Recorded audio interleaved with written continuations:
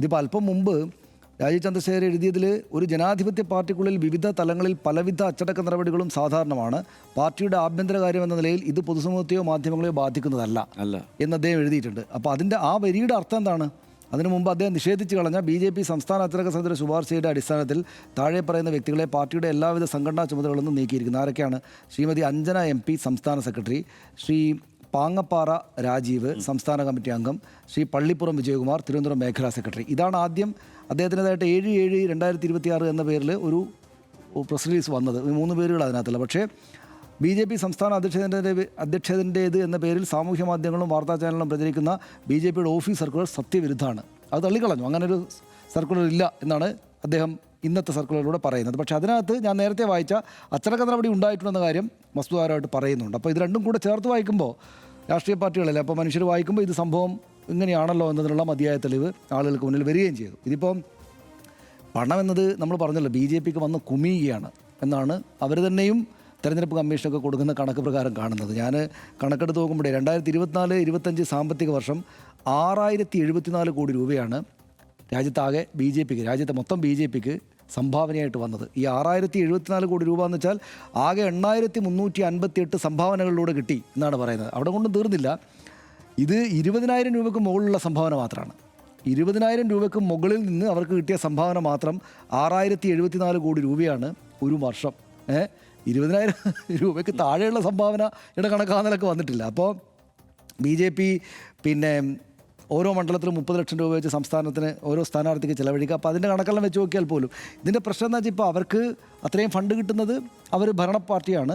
പിന്നെ അവരോട് അത്രമാത്രം ഫണ്ട് കൊടുക്കാൻ അവരെ വിശ്വാസമുള്ള അത്രമാത്രം വലിയ സമ്പന്നരും മറ്റുമൊക്കെ ഉണ്ട്. അതൊരു സ്വാഭാവികമായിട്ട് കാര്യമാണ്. അവർ തന്നെയും നമ്മുടെ സംവിധാനങ്ങൾ കൊടുത്തിരിക്കുന്ന കണക്കാണിത്. അപ്പോൾ അതെന്തെങ്കിലും തട്ടിപ്പോ വെട്ടിപ്പോ ഉള്ള കണക്കല്ല. അപ്പോൾ അത് അത്രയും പണം കിട്ടാം. ഇത് മറ്റൊരു കാര്യം കൂടി ഉണ്ട് കേട്ടോ. അതായത് ഈ രാജ്യത്തെ ദേശീയ പാർട്ടികൾക്ക് ആകെ കിട്ടിയ സംഭാവന ഉണ്ടല്ലോ, ആ സംഭാവനകളുടെ 91.36% BJPക്ക് കിട്ടിയ പണിയാണ്. മറ്റ് കോൺഗ്രസ് അടക്കമുള്ള മറ്റെല്ലാ ദേശീയ പാർട്ടികൾക്കും കൂടിയിട്ട് ആകെ 9% കിട്ടിയുള്ളൂ. ബാക്കി 91.5% BJPക്കാണ് കിട്ടിയിട്ടുള്ളത്. അപ്പോൾ ഇത്രയും പണം വരുമ്പോൾ ഇപ്പോൾ നമ്മൾ പറയുന്നു, ഇപ്പോൾ രാഷ്ട്രീയമായിട്ട് BJPയുടെ രാഷ്ട്രീയ ലൈനിനോട് ഇഷ്ടമുള്ളത് കൊണ്ട് പിന്നെ കോൺഗ്രസ് നിന്നും CPM നിന്നും CPI നിന്നും ഒക്കെ പതുക്കെ ആളുകൾ പോകുന്നു. അപ്പോൾ കോൺഗ്രസിൻ്റെ വലിയ നേതാക്കൾ പോയി, BJPയുടെയും CPMൻ്റെയും CPIയുടെയും നേരത്തെ ഒന്നും പോയില്ലെങ്കിലും ഇപ്പോൾ കുറച്ച് ആളുകൾ മെല്ലെ ഇളകി തുടങ്ങിയിട്ടുണ്ട്. അപ്പോൾ അതിനൊരു കാരണം പണവും കൂടി ആവില്ലേ എന്ന് നമ്മൾ രാഷ്ട്രീയത്തെ നമ്മൾ എങ്ങനെയൊക്കെ ദൂരെ നിന്നൊക്കെ നോക്കുന്ന ആളുകൾക്ക് തോന്നില്ലേ?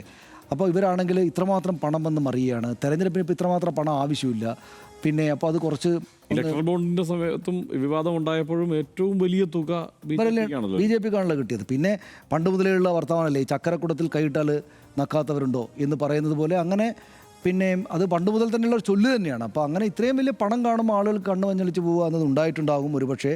പക്ഷേ ഇത് ആത്യന്തികമായിട്ട് സംസ്ഥാന അധ്യക്ഷന് ബുദ്ധിമുട്ടാകും എന്ന കാര്യത്തിൽ സംശയമുണ്ട്. ഇപ്പോൾ ഫണ്ട് വിനിയോഗം ഒരുപക്ഷെ അദ്ദേഹത്തിൻ്റെ മാത്രം നേതൃത്വത്തിലായിരിക്കില്ലല്ലോ. ഇപ്പോൾ ഹർഷം പറഞ്ഞതുപോലെ കേന്ദ്ര ലീഡർഷിപ്പ് തന്നെ ആയിരിക്കുമല്ലോ. അതിനൊക്കെ പ്രത്യേകമായ സംവിധാനങ്ങളൊക്കെ ഇല്ലാത്ത പാർട്ടിയൊന്നുമല്ലോ BJP. എന്നിട്ടും അതിനകത്തുകൂടെ ഇങ്ങനെ തട്ടിപ്പ് നടത്തിയെന്ന് വെച്ചാൽ അത്ഭുതകരമാണ്. അതായത് ഇപ്പോൾ നേരത്തെ വന്ന വിവരങ്ങളാണെങ്കിൽ ഹർഷ പറഞ്ഞു കേൾക്കുന്നത് എന്താണെന്ന് വെച്ചാൽ, ഒരാൾ കാർ വാങ്ങി, ഒരാൾ 40 ലക്ഷം രൂപ ലോൺ അടച്ചു തീർത്തു ഇലക്ഷൻ കഴിഞ്ഞ ഉടനെ.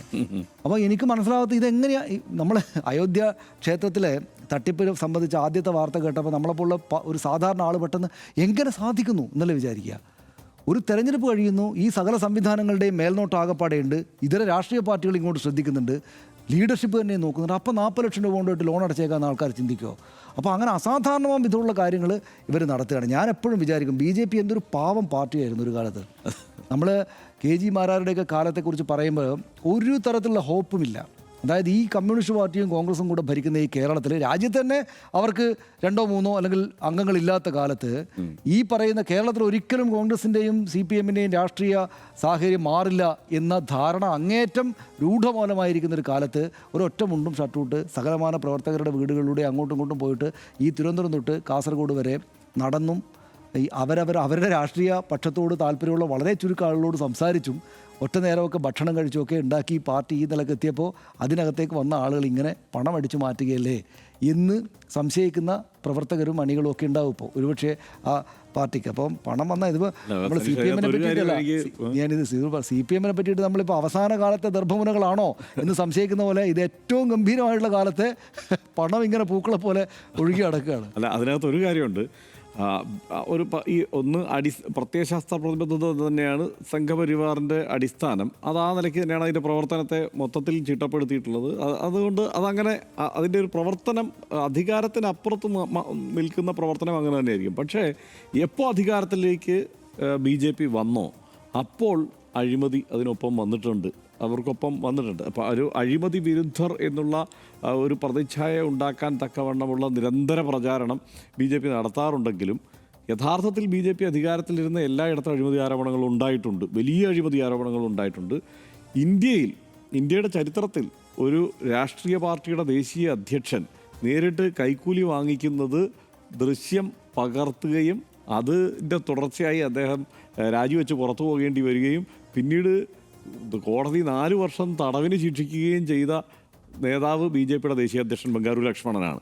അപ്പോൾ അത് പറയുമ്പോൾ ഒരു കാര്യം കൂടി ഞാൻ പറയട്ടെ. എന്നാൽ മറ്റൊരു കാര്യം കൂടിയുണ്ട്. അതായത് പിന്നെ ഏതെങ്കിലും ഒരു രാജ്യം ആ രാജ്യത്തിൻ്റെ അതിര് കാക്കാൻ വേണ്ടിയിട്ട് പോരാടി മരിച്ച ധീര രക്തസാക്ഷികളുടെ ശവപ്പെട്ടിയിൽ പോലും അഴിമതി അധികാരത്തിന്റെ ആദ്യ അവസരത്തിൽ, അതായത് അത് വാജ്പേയി സർക്കാരിൻ്റെ കാലത്ത്, അത് വാജ്പേയി അങ്ങനെയൊന്നും അല്ലല്ലോ കണക്കാക്കുന്നത്. വാജ്പേയി സർക്കാരിൻ്റെ കാലത്ത് പോലും ഇത് ചെയ്യാനുള്ള ധൈര്യം ഇവർക്കുണ്ടായിരുന്നു. അതായത് അന്ന് ബംഗാരു ലക്ഷ്മൺ 2000-ൽ പാർട്ടി അധ്യക്ഷനായിരിക്കുമ്പോഴാണ് ഈ കൈക്കൂലി മേടിക്കുന്നത്.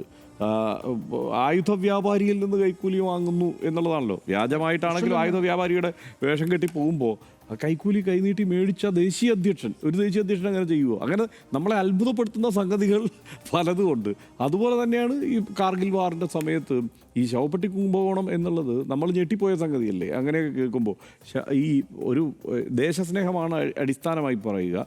അപ്പോൾ അങ്ങനെ ഒരു വിഷയത്തിൽ ഈ ശവപ്പെട്ടി കേസിൽ ഈ ഈ രക്തസാക്ഷികളായവരെ അല്ലെങ്കിൽ ജീവത്യാഗം രാജ്യത്തിന് വേണ്ടി ചെയ്തവരുടെ മൃതദേഹം കൊണ്ടുവരുന്ന ശവപ്പെട്ടിയിൽ അഴിമതി നടത്തുമെന്ന് നമ്മൾ ചിന്തിക്കാൻ പോലും പറ്റാത്ത കാര്യം. അപ്പോൾ നമ്മൾ പറയുന്നത് ഈ പ്രചാരണമോ പ്രതീതി നിർമ്മിതിയോ ഒന്നും അല്ല, അതിനപ്പുറത്ത് യാഥാർത്ഥ്യം വേറെ. ഇതെല്ലാം കൂടെ പറഞ്ഞാൽ അവർക്ക് വല്ലാതെ വിഷമം BJPയുടെ പാർട്ടികൾ. പക്ഷേ എന്നാൽ ഒറ്റ കാര്യം കൂടെ പറയട്ടെ. അതായത് പക്ഷേ ഇതിന് ഒരു കാരണവും കൂടിയുണ്ട്. അതായത് ഇപ്പോൾ 2014 നരേന്ദ്രമോദി സർക്കാർ വന്നപ്പോൾ ഈ രാജ്യം ഭരിക്കുന്ന ഏറ്റവും പ്രധാനപ്പെട്ടവും വലുതുമായിട്ടുള്ള പാർട്ടി, ശക്തമായിട്ടുള്ള പാർട്ടി BJP ആയി മാറിയതിന് ശേഷം കോൺഗ്രസ് എന്നൊക്കെ അടപടലം മുഖ്യമന്ത്രിമാരടക്കം അങ്ങോട്ട് മാറിയല്ലോ. അപ്പോൾ ഇങ്ങനെ ഓരോ സംസ്ഥാനത്തും ആളുകൾ മാറുമ്പോൾ ഇതിന് പിന്നിൽ ചാക്ക് കണക്കിന് പണമുണ്ട് എന്നൊരു പ്രചാരണം പ്രതിപക്ഷം പറയുന്നു. പിന്നെ അതൊരു തെറ്റായ കാര്യമല്ല എന്നുള്ള മട്ടിൽ അത് നിഷേധിക്കുന്ന നിലപാട് ഓപ്പറേഷൻ ലോട്ടസ് എന്നൊക്കെ പറഞ്ഞു. അപ്പോൾ പണം കൊണ്ട് ഇപ്പോൾ ധാർമ്മികത എന്ന് പറഞ്ഞിരുന്ന സംഗതിക്ക് മുകളിൽ പണം കൊണ്ട് കാര്യങ്ങൾ നേടിയെടുക്കാം. ഇപ്പോൾ പണ്ടൊക്കെ ആയാറാം ഗയാറാം എന്ന് പറയുന്നത് ഒരു പരിഹാസ സംഗതിയായിരുന്നു. അതായത് ഒരു പാർട്ടി വിട്ട് മറ്റൊരു പാർട്ടിയിലേക്ക് പോകും. ഇപ്പോൾ അതൊരു സാധാരണ നോമായി മാറി. BJPക്കാർ അതിനൊരു തെറ്റായ കാര്യം കാണുന്നില്ല. അപ്പോൾ അതൊരു ഭൗതികമായുള്ള നേട്ടം, സാമ്പത്തികമായുള്ള നേട്ടത്തിന് വേണ്ടിയിട്ട് രാഷ്ട്രീയം മാറിയിട്ട് ഇങ്ങോട്ട് വരിക എന്നുള്ളതൊന്നും തെറ്റല്ലാതായി മാറിയതോടെ നമ്മൾ നേരത്തെ പറഞ്ഞ പോലെ ആളുകൾ അങ്ങോട്ടും ഇങ്ങോട്ടും നടന്ന് രാഷ്ട്രീയ പ്രവർത്തനം, ആശയം പറഞ്ഞ് രാഷ്ട്രീയ പ്രവർത്തനം നടത്തിയ കാലത്ത് മാറിയിട്ട് ഇതൊക്കെയാണ് പുതിയ കാലത്തിൻ്റെ നോമെന്ന് വന്നതോട് കൂടിയിട്ട് പിന്നെ ആളുകൾക്ക് എനിക്ക് കിട്ടിയാൽ എന്താ കുറച്ച് എടുത്തുകൂടെ എന്നുള്ള തോന്നൽ വരുന്നതിൽ അത്ഭുതപ്പെടാനൊന്നുമില്ല എന്ന് എനിക്ക് തോന്നുന്നത്.